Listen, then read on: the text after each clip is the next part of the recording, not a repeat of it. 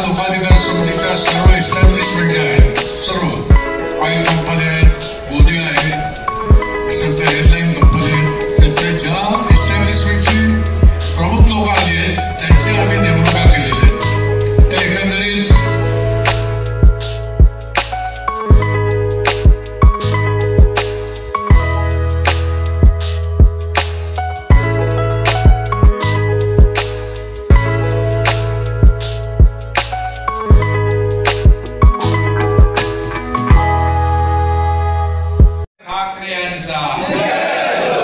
धर्मवीर आनंद दिघे साहेबांचा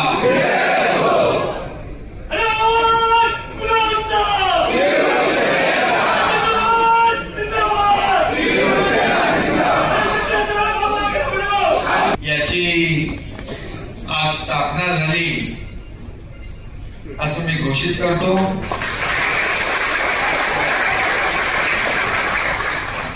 आणि या अतिशय ऐतिहासिक अशा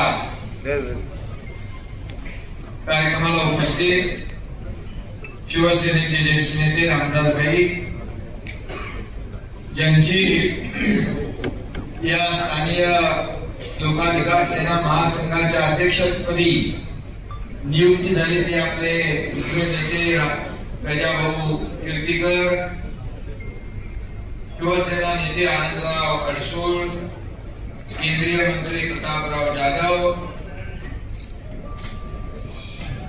यांची कार्याध्यक्ष म्हणून कधी झालं तुमचे सेटलमेंट मला माहितीच नाही. मी सांगितले एकदा फक्त गजाभाऊंना आपल्याला स्थानिक लोकाधिकार समिती पुन्हा आपल्याला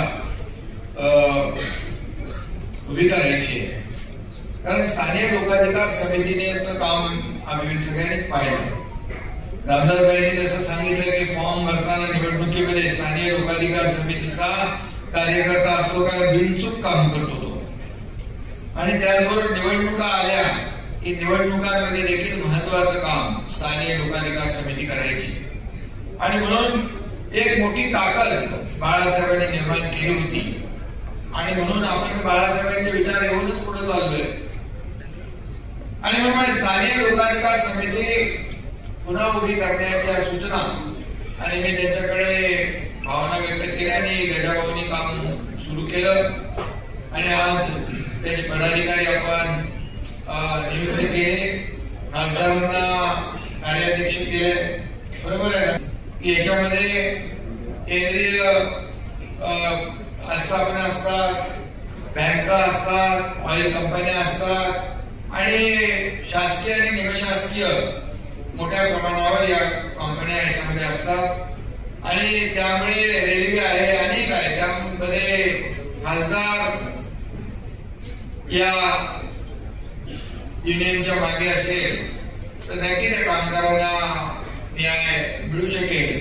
आणि आपली शिवसेना ही देणारी आहे, घेणारी नाही आहे. त्यामुळे पूर्वी आपण पाहिलं त्या युनियनच्या बद्दलही आपण ऐकलं पाहिलं. मी का त्याच्यावर आज बोलू इच्छित नाही, परंतु आज सगळेच जण या ठिकाणी व्यासपीठावर खासदार आहेत, आमदार आहेत, आपले सचिव आहेत, मीनाताई आहेत, आणि सर्व शिवसेनेचे पदाधिकारी कार्यकर्ते आणि स्थानिक लोकाधिकार समितीचे पण सर्व लोक आहेत. त्यामुळे मी सगळ्यांचंच मनापासून या ठिकाणी स्वागत करतो, मनापासून आपल्याला शुभेच्छा देतो.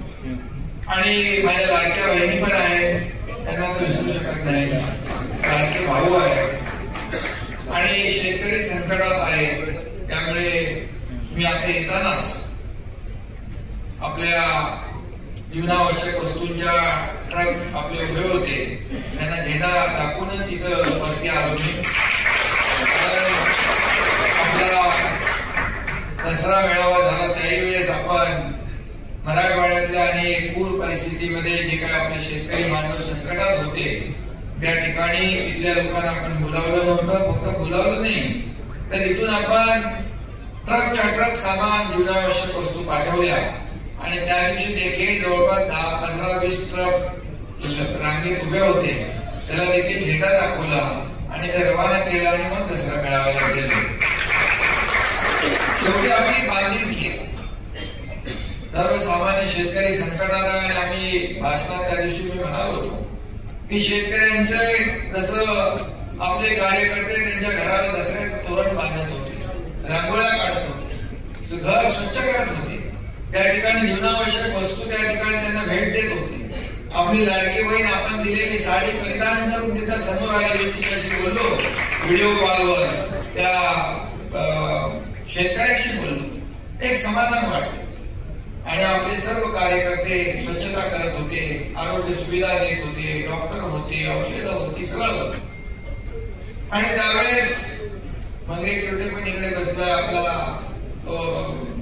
काय त्याचं नाव आपलं अनय, तो सामान्य स्वतः मातीचे ढिगारे उचलतात, स्वच्छता करतात, पाण्याने सगळं घर साफ करतात.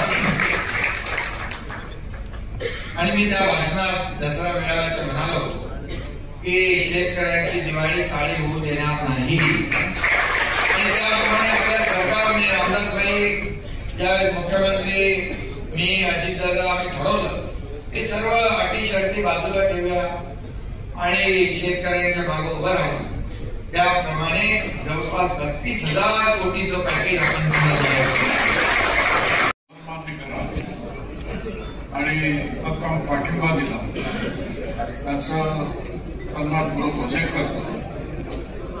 या चळवळीकडे अनेक वर्ष ज्यांनी जवळून पाहिले असे माझे जुने सहकारी रामदासभाई कदम, आनंदराव अडसूळ, मीनाताई कांबळे यांचं सुद्धा मी पण आलाच आमचा मान राखला, तिथे आपला आशीर्वादाची गरज आहे याचा उल्लेख करतो. आज पुनर्मांडणीचा जो कार्यक्रम होता तो तसा अवघड होता. मध्ये फार मोठ्या प्रमाणामध्ये गॅप पडले होते. फार कार्यकर्ते इतस्ततः विखुरलेले होते. हे सगळं करत असताना या उभारणीसाठी मी श्रीकांत शिंदेला भेट टाकली. म्हटलं मी एकटा म्हटलं बघणार नाही, माझं जे काय अनुभवाचं गाठोडं आहे तुझ्यासमोर मी ओपन करीन आणि पुढे ते गाठोडं तुझ्या डोक्यावर घेऊन त्याच्यामध्ये सदस्य असेल तर त्याला जे आहे एक त्याचं ऐकण्याचं एक त्या कंपनीकडे मला पहिल्यापासून जे मला वाटतं असेच लोक जे आहे ते सगळे त्या लोकाधिकार समितीवरती देखील होते. तर त्यांनी मला कन्व्हिन्स केलं आणि मग आज एक मोठी जबाबदारी जी आहे ती माननीय मुख्य नेते एकनाथजी शिंदे साहेबांनी माझ्यावरती टाकली आणि मी खरंच त्यांचं खूप खूप धन्यवाद व्यक्त करतो आणि आपल्या सगळ्यांना देखील मी खूप खूप धन्यवाद देतो आणि आश्वासित करतो की ही जी जबाबदारी माझ्यावरती टाकलेली आहे त्याचं पूर्णपणे 100% पालन करण्याचं काम हे देखील आजच्या दिवसापासून आहे. आणि आजच्या या स्थापनेला मला वाटतं शिवसेनेचे सर्व नेते मंडळी जे आहेत या व्यासपीठावरती आपल्याला पाहायला रामदास कदम साहेब आहेत, त्याचबरोबर अडसूळ साहेब आहेत, जे कोऑपरेटिव्ह सेक्टर खूप जवळ त्यांनी गेले अनेक वर्ष काम केलेलं आहे. मीनाताई आहेत, आपले केंद्रीय मंत्री प्रतापराव जाधव साहेब आहेत, त्याचबरोबर आमचे सगळे खासदार साहेब आहेत, आमदार आहेत, सगळे सचिव आहेत. मला वाटतं आजच्या या दिवशी पुन्हा एकदा या मराठी तरुणाला न्याय देण्यासाठी एक महासंघाची स्थापना इथे झालेली आहे आणि 100% त्याच्यामध्ये झोकून देऊन काम करण्याचं आश्वासन देखील मी या ठिकाणी दिलं. मला वाटतं गेले अनेक वर्ष बाळासाहेबांनी त्या मराठी तरुणासाठी शिवसेनेची स्थापना केली, पण आज त्या मराठी तरुणाची काय परिस्थिती? आज मराठी टप्पा जो आहे मुंबईमध्ये किती वाढ राहिलेला आहे, किती लोक जी आहेत ती मुंबईच्या बाहेर जी आहे ती स्थलांतरित झालेली. आज जर आपण पाहिलं की मुंबईमध्ये जेवढी लोक कामं करतात मॅक्झिमम जे आहे माझ्या मतदारसंघातून कल्याण, डोंबिवली ते बदलापूर, कर्जत या भागातून जे आहे ते मुंबईमध्ये सकाळी प्रवास करून फक्त रात्री झोपण्यासाठी जे आहे ते पुन्हा कल्याण, डोंबिवली, अंबरनाथ, उल्हासनगर, कर्जत त्याच्या पलीकडे जो मुंबईचा तरुण मुंबईमध्येच राहत होता. इतर लोक असतील त्यांच्याशी हातमिळवणी करून जी काही आपल्या मराठी माणसासोबत, हिंदू धर्मीय लोकांसोबत जी काही गद्दारी केली होती आणि म्हणून एकनाथराव शिंदे साहेबांना उठाव करून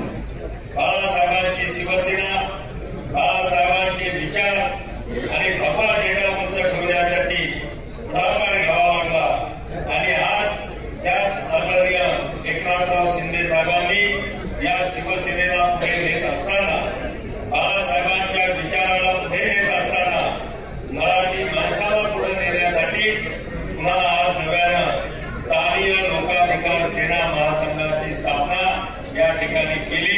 मुंबईमध्ये चित्र असं आपल्याला बघायला मिळालं की मुंबई महाराष्ट्रामध्ये आहे, परंतु महाराष्ट्र मात्र मुंबईमध्ये आहे.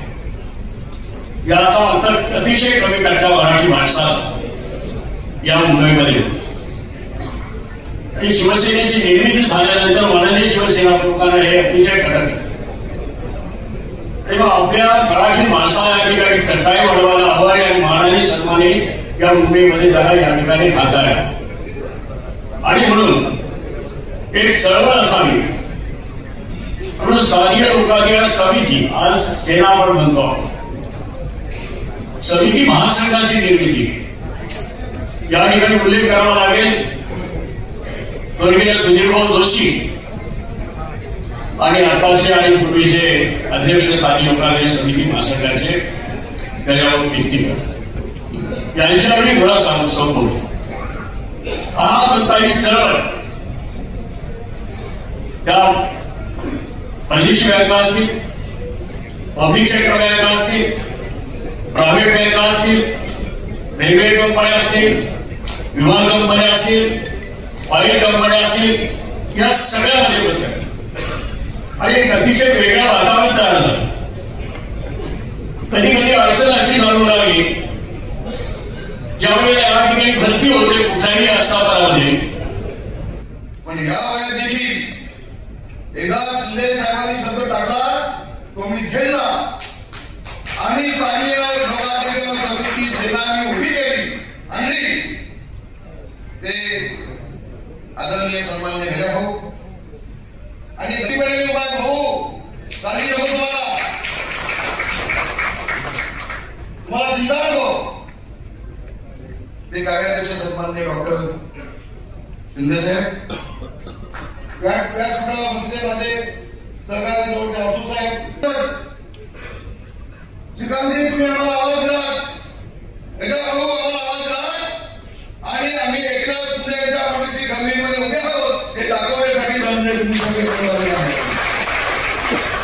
खूप धन्यवाद. मला अधिक बोलायचं नाही, पण शिंदे साहेबांना पुढे जायचं आहे काय तुम्हाला. पण एक गोष्ट शिपाई सांगायला मला आता बसल्या वर्षात मी सांगितलं, उद्धवजींचा स्वतःचा उजवा समजतो तो आगोट वकील आपण नियमाप्रमाणे. पण यावेळी नवीन आपण एक प्रयोग केला, मनरेगातून हेक्टरी 3 लाख रुपये त्यांना देण्याचा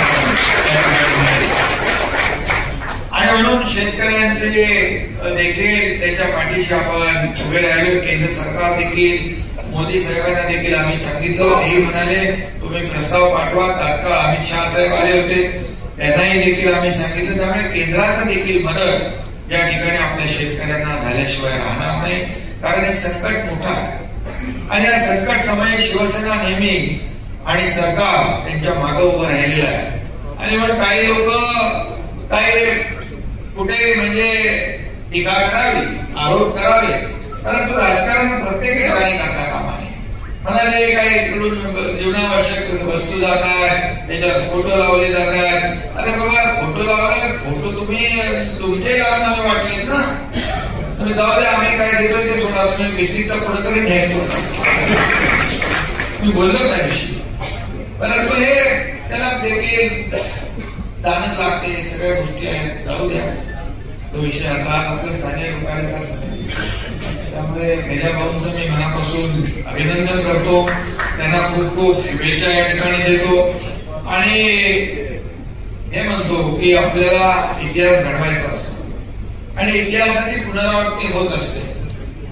हिस्ट्री रिपीट्स इटसेल्फ म्हणजे आपलं ती काही म्हण आहे की इतिहासाची पुनरावृत्ती घडवण्यासाठी आपल्याला काही नवीन नवीन करावं लागतं आणि म्हणूनच आज आपण इतिहास पुन्हा घडवतोय स्थानीय लोकाधिकार समितीचा, स्थानीय लोकाधिकार सेना महासंघाच्या माध्यमातून. त्यामुळे आपण शेवटी ही स्थानीय लोकाधिकार समिती म्हणजे आता पूर्वीची आणि आता आपली स्थानीय लोकाधिकार सेना या सेनेने ते काम केलेलं आहे ते काम आपण पाहिलेलं आहे. तेव्हा आंदोलनही आपण पाहिली की मराठी माणसाला तेव्हा मोठमोठ्या कंपन्यांमध्ये, बँकांमध्ये, रेल्वेमध्ये, ऑइल कंपन्यांमध्ये अनेक ठिकाणी नोकऱ्या मिळत नव्हत्या.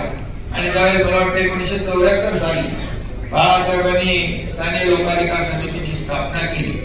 सुधीर भाऊ, गजा भाऊ यांना ही जबाबदारी दिली. आणि आपण त्यावेळेस पाहिलं की मराठी माणसासाठी, मराठी माणसाला ताठ मानेने उभं राहता यावं आणि म्हणूनच या स्थानिक लोक शिवसेनेची स्थापना देखील त्यासाठी झाली. परंतु नोकऱ्यांमध्ये मराठी टक्का वाढला पाहिजे, मराठी मुलांना नोकऱ्या मिळाल्या पाहिजे, यासाठी स्थानिक लोकाधिकार समितीने जे काम केलेलं आहे ते आपण पाहिलेलं आहे. आणि म्हणूनच हे स्थानिक लोकाधिकार समितीचे कार्यकर्ते अतिशय शिस्तबद्ध पद्धतीने काम करत असतात. निवडणुकांमध्ये देखील आपण पाहतो की निवडणुकांमध्ये देखील तो कुठला स्टेजवर नसतो, कुठे फोटोमध्ये नसतो, परंतु तो प्रामाणिकपणे काम करत असतो. आणि म्हणूनच तिकीट पण मागत नाही असे कार्यकर्ते आपल्याला पाहिजे.